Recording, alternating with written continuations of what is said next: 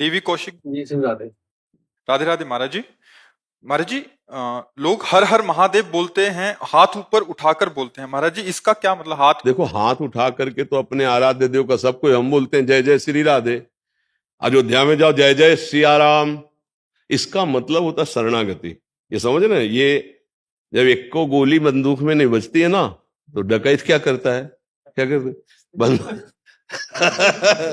हाँ सर मार ला ले ये है ना, जिसे हम शास्त्रीय भाषा में शरणागति कहते हैं, उसे आप अंग्रेजी हाँ सरेंडर, सलेंडर की सरेंडर क्योंकि हमें अंग्रेजी ले आती सरेंडर।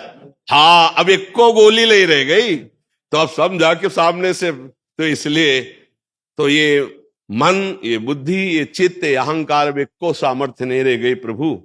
अब आपकी शरण में है तो जय जय श्री राधे या जय जय सिया राम या नमः पार्वती पते हार हर हर महार, तो ये जो है ये हमारी शरणागति का प्रतीक है। और हम जिस इष्ट के आराधना में लगे होते हैं हम उनकी जय जयकार करते हैं जहां हम लगे होते हैं। तो ये शरणागति का प्रतीक कि प्रभु मैं आपकी शरण में हूं नाथ, अब मेरी कोई बस नहीं कि मैं आपकी माया पर विजय प्राप्त कर लूं।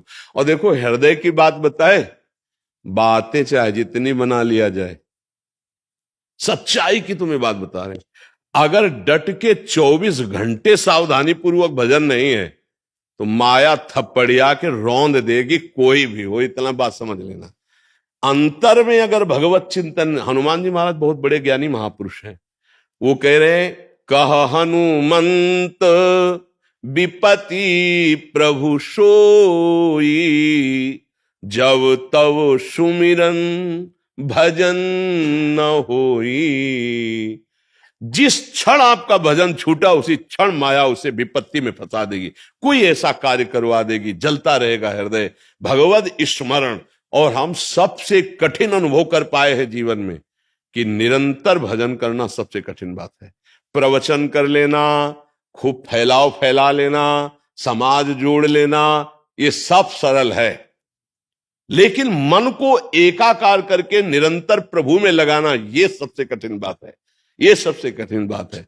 इसीलिए सब रास्ते खुल जाते हैं लेकिन ये रास्ता नहीं, और ये नहीं खुला तो भगवत प्राप्ति नहीं हो पाती, क्योंकि मन का कार्य है संकल्प विकल्प करके भोगों में जाना।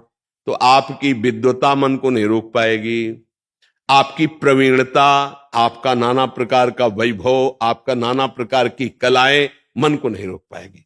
मन को रोकने के लिए कृपा निधान भगवान का भजन चाहिए। अगर भजन नहीं, पक्की बात समझ लो, तो नाटक भले हो जाए सच्चाई नहीं आएगी। हाँ, नहीं आएगी। अगर भजन की आनंद वृत्ति है कि तो बहुत जोर का, कई बार हमने कहा है कि अध्यात्म कभी पैसे से नहीं मिलता और पैसे से कभी अध्यात्म नहीं खरीदा जा सकता।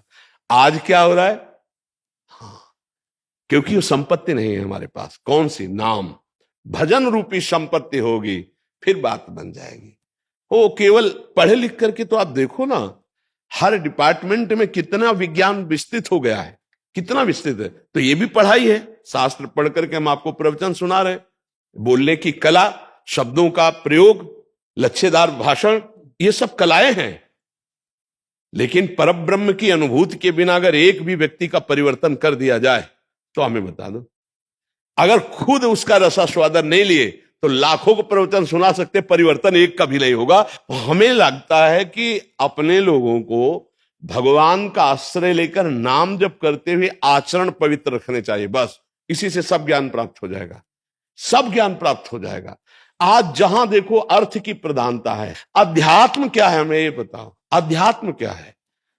क्या हमारी बात सुन करके आप प्रभावित हो गए, इसको अध्यात्म कहते हैं? नहीं। अध्यात्म आप देखो, हमारे ब्रह्म ऋषि उपनिषद तत्वदर्शी महापुरुषों के एक बार उनके साथ संभाषण हुआ तो जीवन की धारा बदल गई, जीवन की धारा बदल गई। अगर निष्काम नहीं है प्रवचन करता तो धारा नहीं बदल सकता, क्योंकि धारा यही नहीं बदली तो वहां कैसे बदल जाएगी?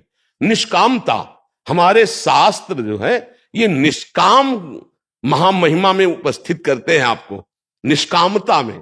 हम लोग सकामता में फंस गए हैं।